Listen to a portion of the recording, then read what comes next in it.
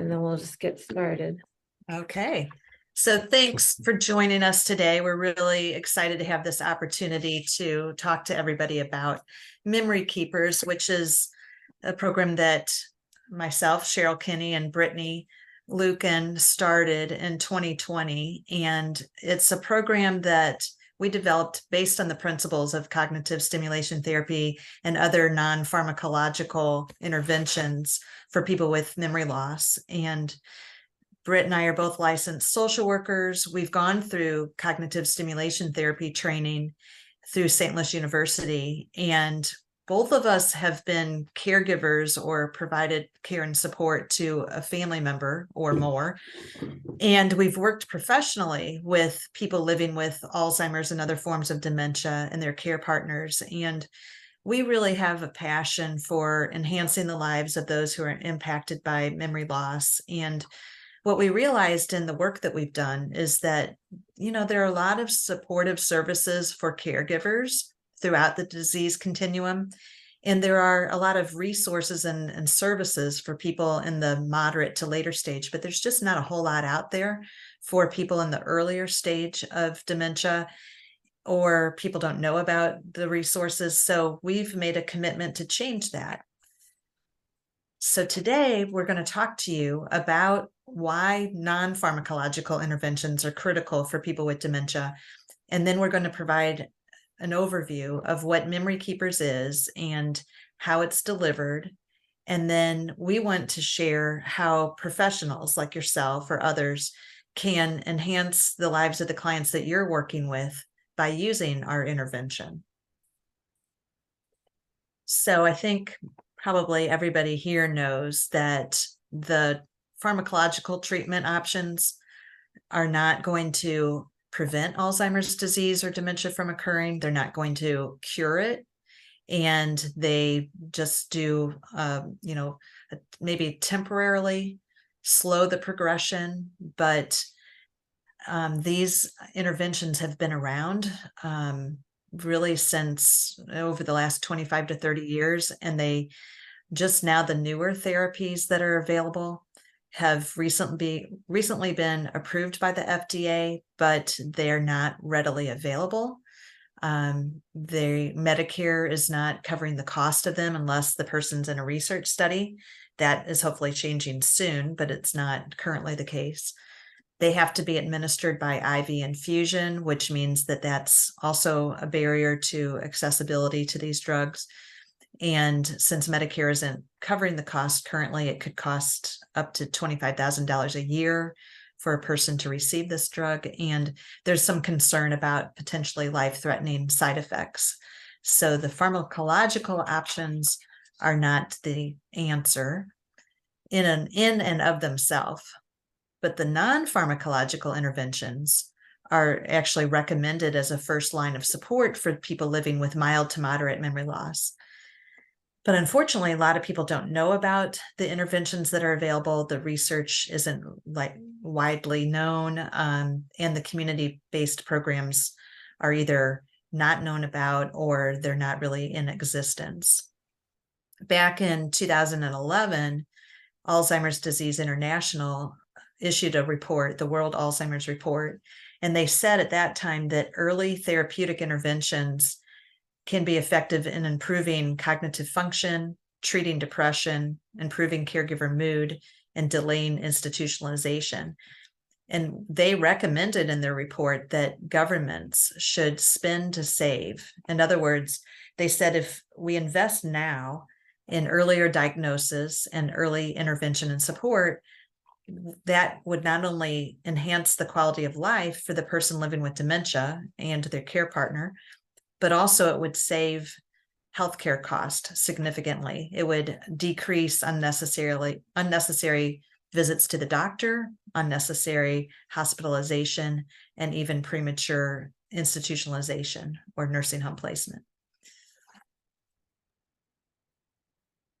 I talked just a minute ago about how Britt and I were interested in cognitive stimulation therapy, and we've completed the training that was available through St. Louis University.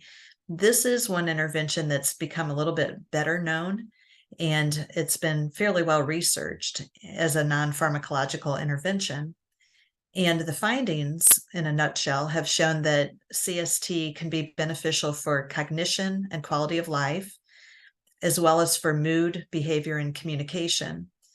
Some of the studies have even shown that cognitive stimulation therapy is equal in benefit to Aricept or other pharmacological treatment for dementia.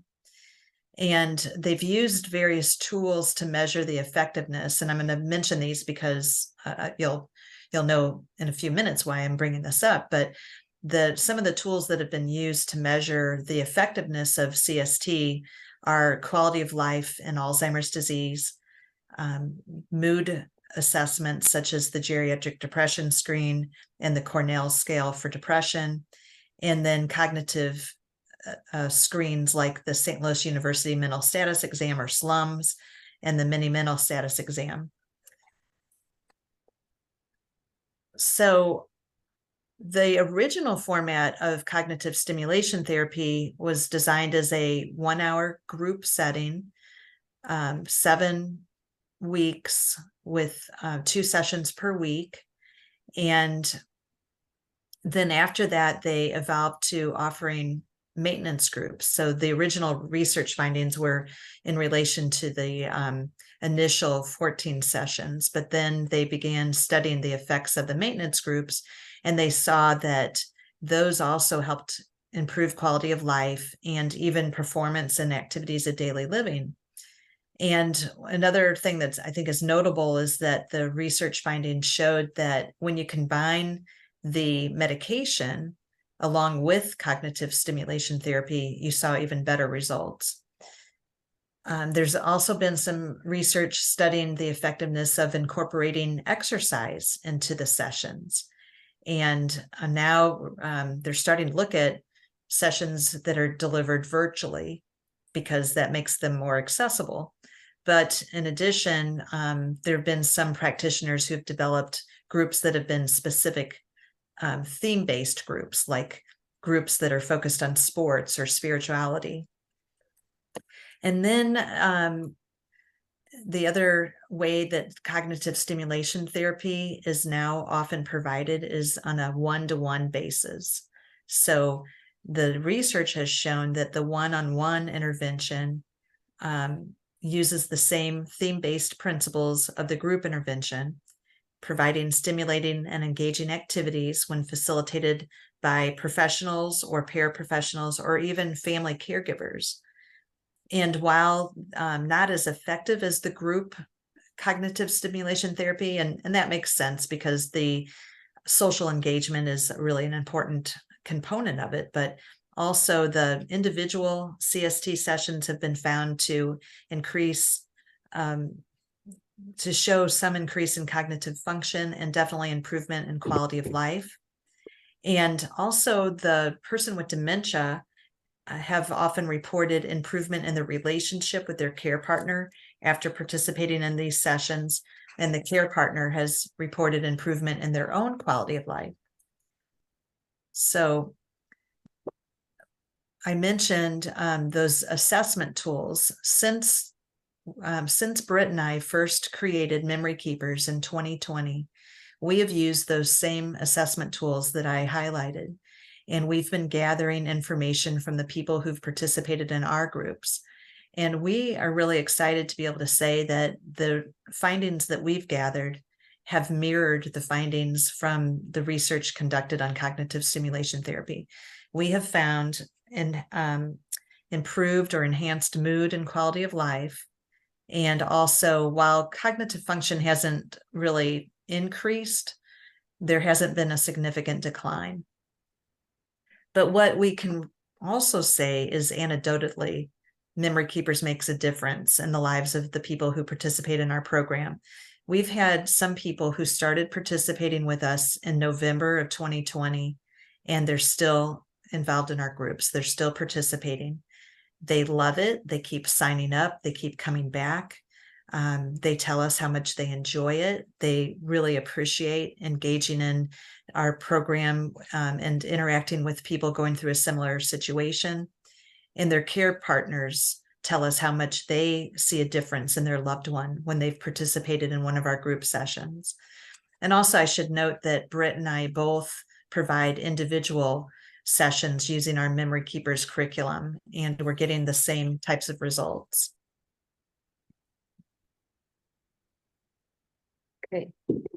So we also wanted to note, just because this is pretty important, and I'm sure that all of you being in this field have some experience with this and may have even read this report, but the Surgeon General put out a report this year on loneliness, the effects of loneliness and isolation, and older adults in particular are at risk for isolation. And we know that while we know that the effects of loneliness and isolation can be, especially the negative effects on the health and wellness, mental and physical health, are pretty worth noting. And then at the same time, on the flip side, strengthening social bonds through meaningful and positive interactions are going to increase, or there are going to be better outcomes physically and mentally for people who are socially engaged. So it's one of the least, isolation is one of the least recognized risks of poor health.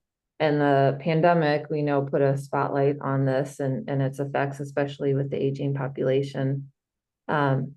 So they put on a report. Within the report, it says on a 12-year study on older adults, those who report loneliness have 20% faster cognitive decline.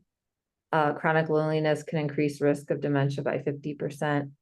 And social connection is a significant predictor of longevity and better physical, cognitive, and mental health, while social isolation and loneliness are significant predictors of premature death and poor health.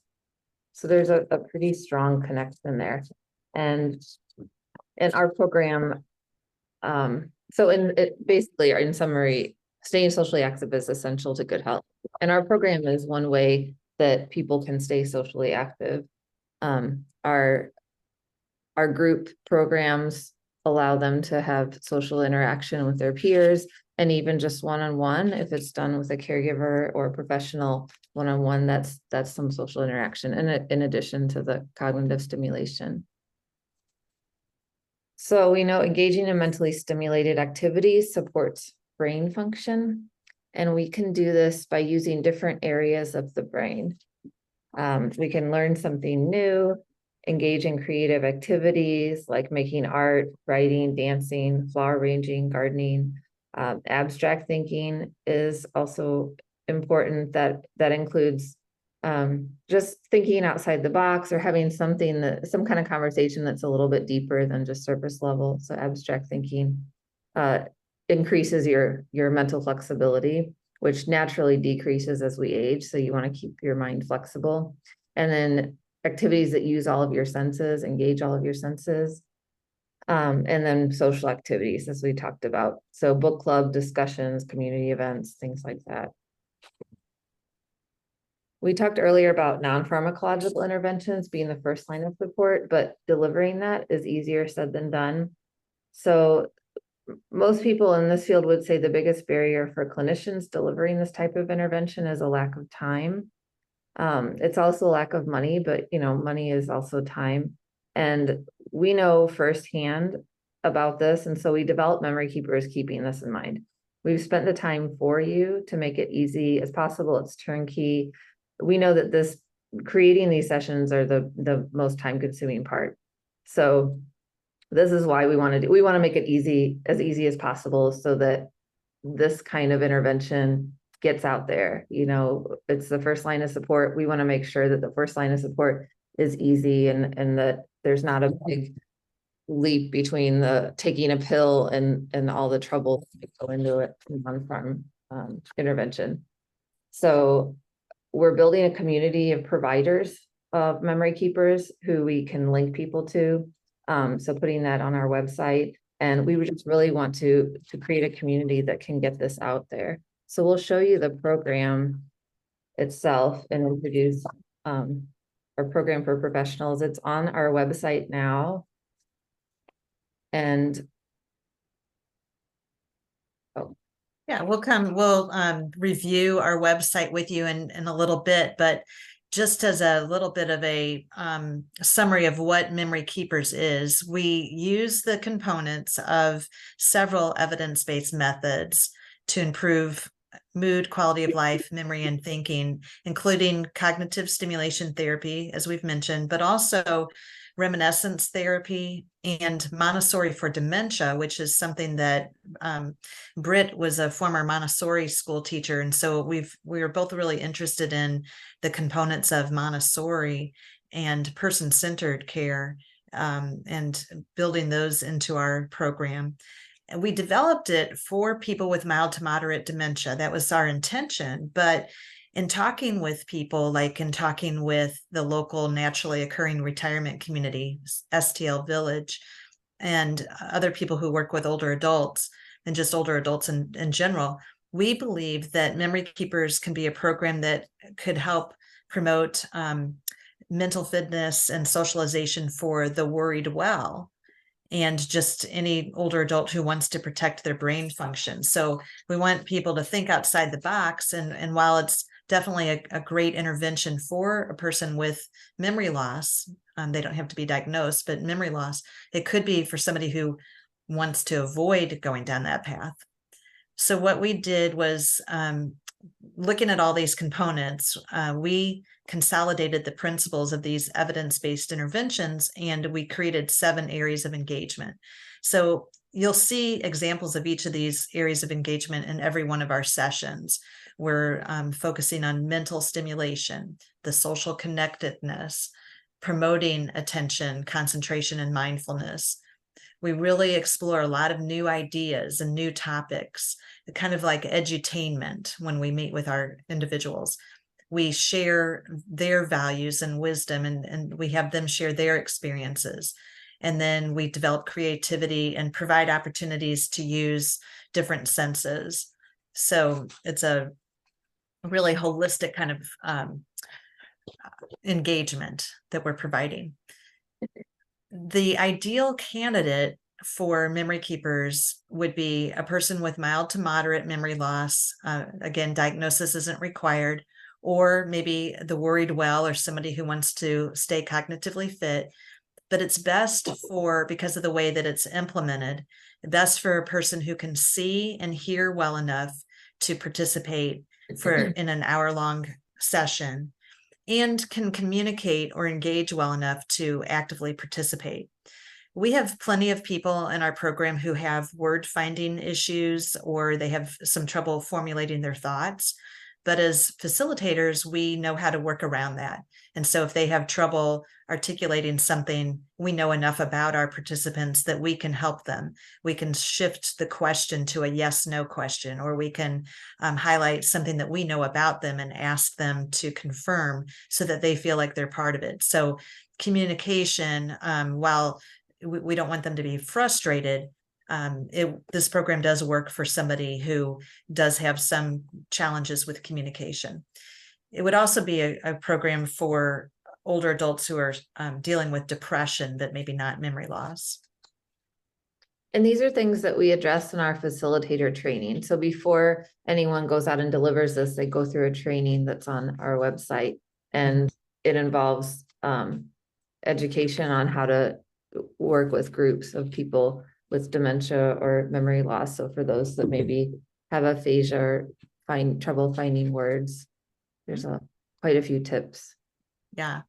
So our group classes and our one-on-one sessions are designed to be an hour long, offered weekly.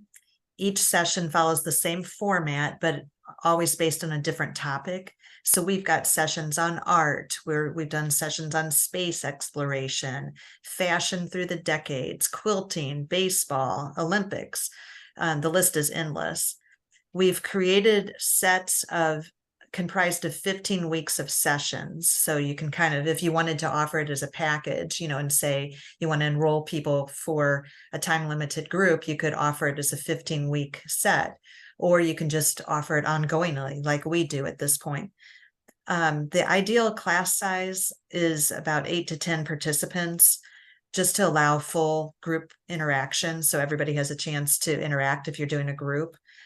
individual sessions are tailored to the specific needs of the individual and maybe offered in a shorter, like maybe a 45-minute session, especially if you're not doing the chair exercises, which we incorporate into our group session. But I've got a couple of people that I do one-on-one sessions with, and I make adjustments for the session based on the individual and their interests or their ability to participate.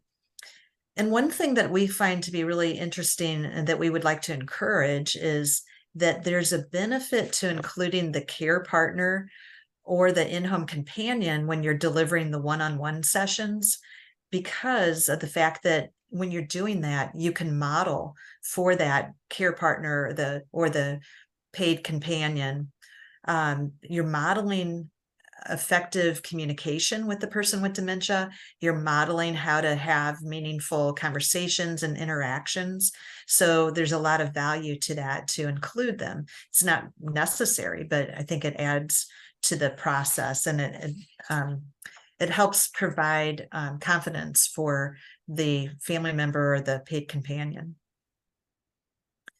So Memory Keepers is a subscription-based program. So Britt and I have been delivering this since 2020, but we never intended it to be a program that we're going to offer, the two of us, to people throughout the country. But what we'd like to do is make it available for other people to provide it to anybody anywhere in the United States. So it's a subscription-based program. Subscribers have access to ready-to-go sessions that are based on the 7 areas of engagement and the principles of these evidence-based models. And the subscribers receive, as Britt mentioned, facilitator training. We've provided a resource guide with speaker notes and links to videos and articles and such that we reference. And we also provide form templates and assessment tools if you choose to maybe do some pre and post testing with your own participants. And we also wanted to create a real community. We would like to have a community of Memory Keepers providers that you see us as a resource and as a support as you become a provider, but also we can provide opportunities like this where those who are using Memory Keepers can come together and share best practices or get additional tips on implementation, or access to additional resources, and then we'll continue to develop new curriculum. So there'll always be. And one thing I wanted to highlight on the next slide is that there is the opportunity for those who are qualified for licensed professionals to bill insurance for the delivery of Memory Keepers. So as a licensed clinical social worker, I've been billing insurance for the one-on-one sessions. And in the beginning, we were billing insurance for the group sessions, but because I'm only licensed in Missouri and we have some folks from Illinois, we just decided to go to a fee-based program. But it is billable, and we've got some additional training that we have developed to help people understand the process and to learn how to bill for the program and what needs to be documented and billing codes and such. So we have additional information available for that. And we've attempted to set our pricing so that it's affordable, but also there's a high return on investment. So let's say you are a licensed social worker who wants to deliver Memory Keepers and become a subscriber. If you're paying the current introductory rate of $99 a month for the subscription rate, and you see one person for a one-on-one session and you're billing insurance, you're going to recoup that cost in one session that you're delivering in a month. So if you see several people throughout the month, or you're delivering weekly interventions for a client, you're going to recoup your money and have a high return on investment. The same with a group. If you do bill insurance and you're a psychotherapist, the group reimbursement rate through Medicare is around $24 a person. So you would only need to have, less than 6 people in your group and just deliver one session in a month, and you would cover that cost. So we purposely wanted to make it so that it's affordable, and as the provider, you would recoup and have a high return on investment. So now we'd like to take you through one of our sample sessions. We chose an art one. We have a variety of topics, but we've been kind of surprised and happy, for me, that the art sessions have been really popular, even for people who don't necessarily have an art background or a particular interest. It's just really accessible. We can talk about what we see up there, and we have discussion questions and guides for everyone. So this session happens to be on Renaissance art. So we always start with a welcome, let everybody get settled, and then we have a get to know you question that everybody in the group answers. And this gives everybody an opportunity to share with the group right off the bat. So it gets everybody talking and participating right away and feeling included. And then we do an orientation, time and place orientation. So the date, the weather, everybody checks out the window and sees what the weather is where they are. And then we talk about the next holiday coming up, which, people might share what they did that weekend if there was a holiday, or what they're going to be doing. So more opportunity to share with the group. And then we do chair exercises kind of towards the beginning too, to get everybody's blood flowing, and the music always gets people energized, and it's just kind of fun. Everybody's smiling when we're doing chair exercises.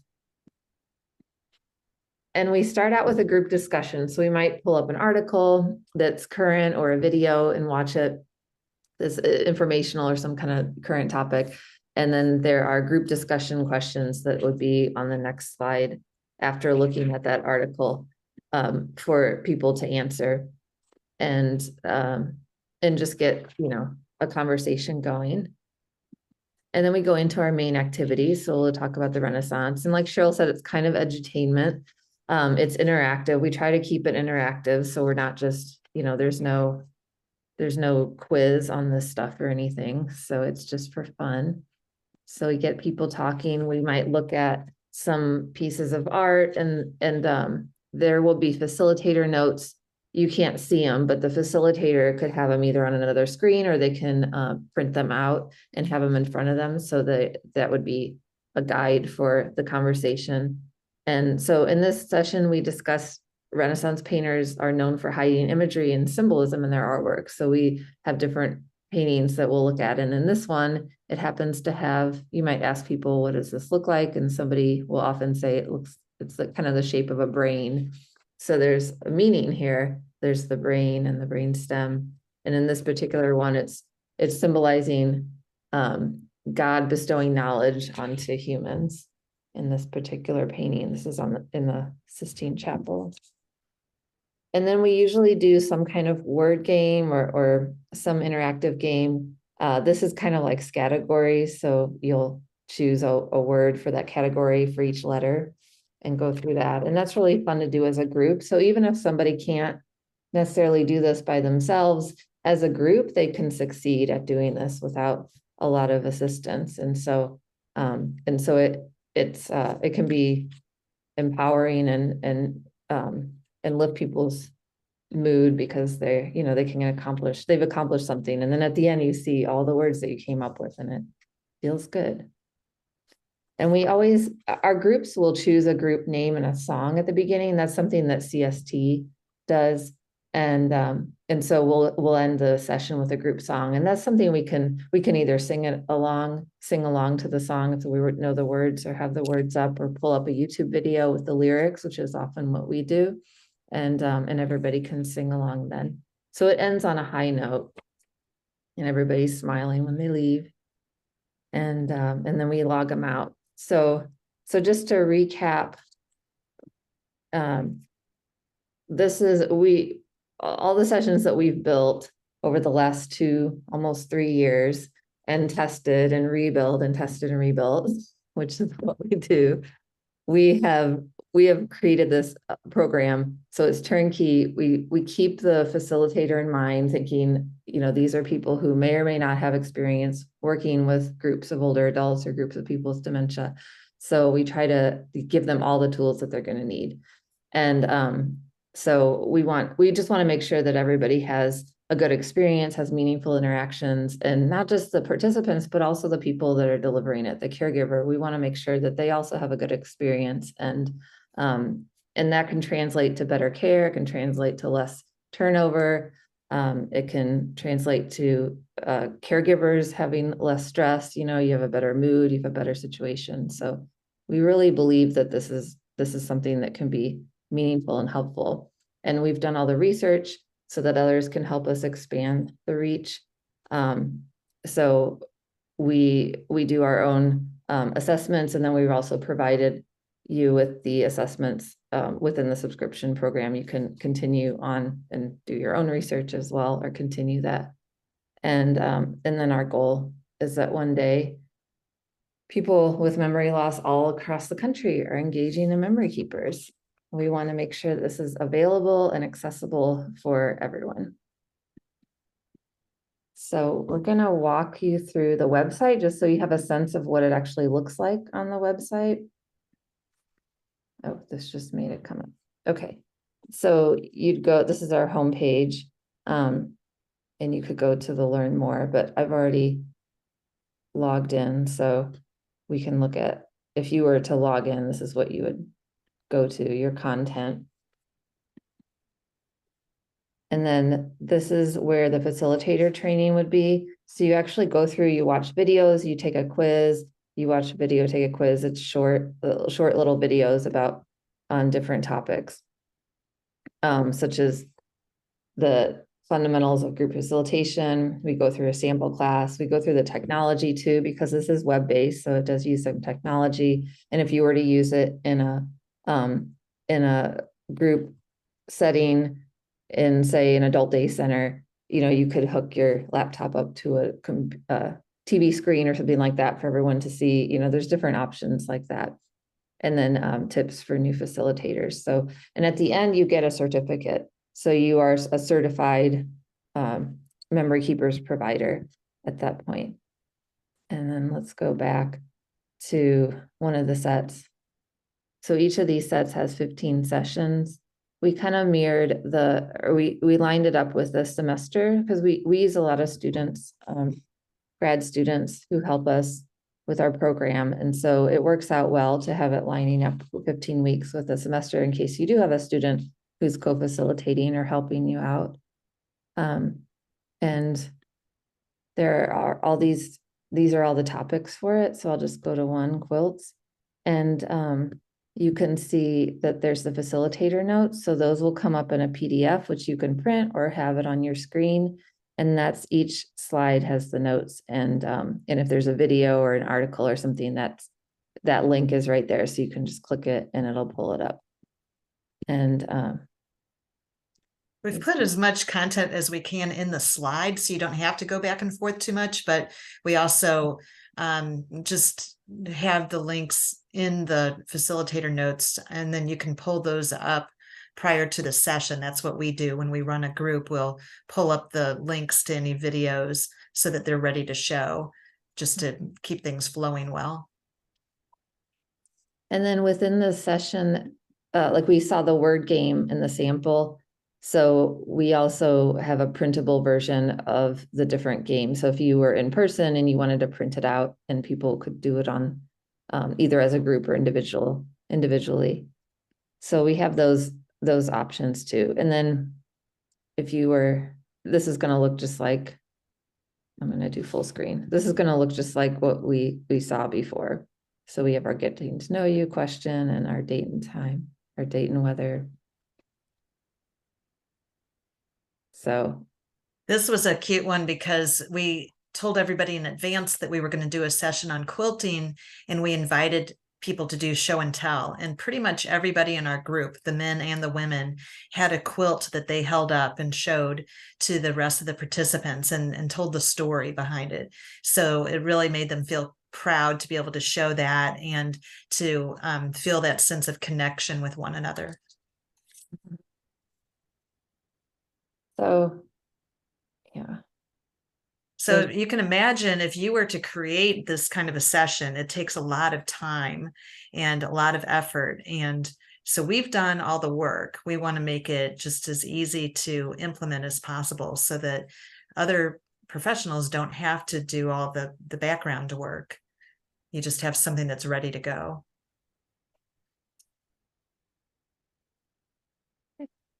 So I'm gonna go back to our slides here. We have some just notes, things to note. Yeah, we've got a few. There's the sample session that you can observe or go through if you wanted to review that or show other people. If you have other people in your organization who might be interested, you can share this video from this session with them so that they have the same information. You can go through the facilitator training. We've also got a training on the intake, billing, and evaluation. And then we are, if you're in the St. Louis area, if you'd like to know more about providing support for people with early stage memory loss, we're doing a Find Out Friday presentation on July 7th. And we can send you information about that. That's in person. And we're also doing an in-person continuing ed program. It's a 3-hour course, 3 hours of continuing ed credit at the Brown School of Social Work on July 14th. So now we want to open it up for you to answer any questions and also to get your feedback, because this is, the launch of our baby. We've been working on this since really spring of 2020, and we love it. We get so much out of it, but we want to share it with everybody else. So we'd love to hear your questions and your feedback, and turn it over to you now. So, and you're on mute if you'd like to say something. Hey, I can say something. I don't have any questions, but I will share something. I'm actually going to be, for the first time ever, Cheryl and Britt, this Friday, we are taking one of my clients through a session, a memory keeper session. So I'm excited about it. My care manager's coming. great. We're going to do it together. And by the way, guys, I do private duty home care in St. Louis. So I have a group of caregivers around Greater St. Louis. So we're going to incorporate it for the first time this Friday. I've already done the facilitator training. So I'm excited, but Yeah, that's I great. talked, my care team loves the idea because it's a valuable addition to what we bring to our clients' homes, right? It's something that you can do, and it sets us apart. We can go in anyone with memory loss or dementia and say, we can do this for you if you like. Mhm. Our caregivers actually previewed it with some of our caregivers, and they got excited. They're like, this would be great. Like, I can help them, but also I'm working a 12-hour shift. It's an hour long. I can do more than just clean and bathe and dressing and stuff. I get to add more value. So our caregivers received it well. And then I'll just share 2 more things. One, it really is for anyone, because we all start cognitively declining as we get older. So it's not just dementia clients that we'll bring this up to. But number 2, I love how you two, Cheryl and Britt, you're going to keep adding to it. So even after we finish 30 sessions, Mhm. you're going to have more down the road that you guys will keep churning out. So I think this is great. I'm excited. I'm excited to share with you what happens this Friday. So thank you for everything you're doing. We Thank can't wait you.